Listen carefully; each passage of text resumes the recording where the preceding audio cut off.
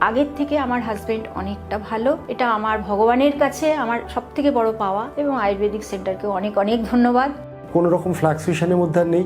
R thanks to পুনর্জন Ayurveda 45 days খাওয়ানো হয়েছে, তো ওটা খাওয়ার পর মোটামুটি এখন আগের থেকে অনেক বেটার আছে। very fine now, so it is very helpful to us. আমরা 45 দিনের মেডিসিন ইউজ করলাম, তাতে লাভজনক আমরা বুঝতে পারছি। পটি থেকে ব্লাড আসছিল, কালো হচ্ছিল।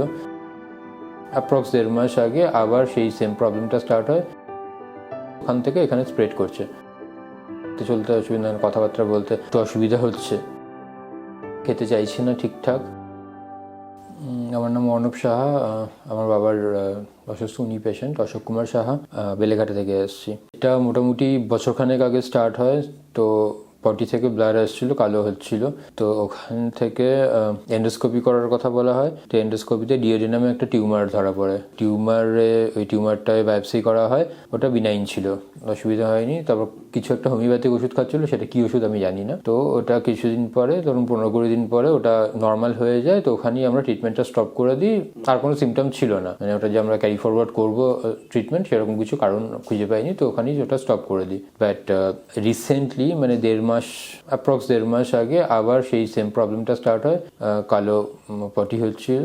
তো তখন আবার অন্য জায়গা থেকে ওই এন্ডোস্কোপি করা হয়। তো এন্ডোস্কোপিতে ওই ডিওডিনামের যেটা, সেটা বায়োপসি করে ওটা নর্মাল এসেছিল। কিন্তু প্রবলেমটা স্টার্ট হয় যখন ডক্টর বলেন, মানে যিনি এন্ডোস্কোপি করেছিলেন উনি বলেন যে ওখানে প্রবলেম না হলেও লিভারে উনি কিছু প্রবলেম ডিটেক্ট করছেন, যেহেতু এন্ডোস্কোপি করতে গিয়ে উনি দেখেছেন ওটা। তো তখন লিভারের ওটা নিয়ে নার্চার স্টার্ট হয়। তখন ওই লিভারের ওটাকে নিয়ে আবার ওই লিভার সয়েল নিয়ে একটা ট্রুকাট বায়োপসি করা হয়।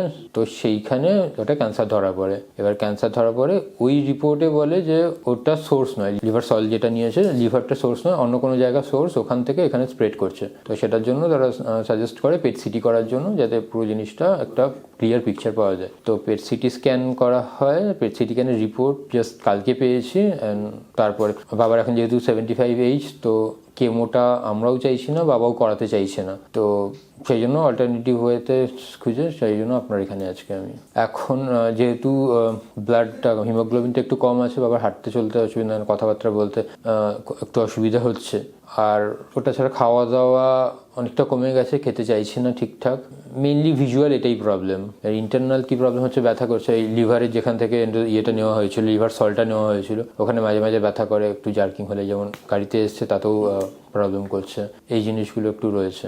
ব্যথা মাঝে মাঝে, হ্যাঁ রাত্রেবেলা ব্যথা করে মাঝে মাঝে, যেখান থেকে লিভার সলটা নেওয়া হয়েছিল ওখানটায়। ওটা ছাড়া আর কোনো ভিজুয়াল প্রবলেম, তো এবার বাকিটা বাবার সঙ্গে কথা বলতে হবে।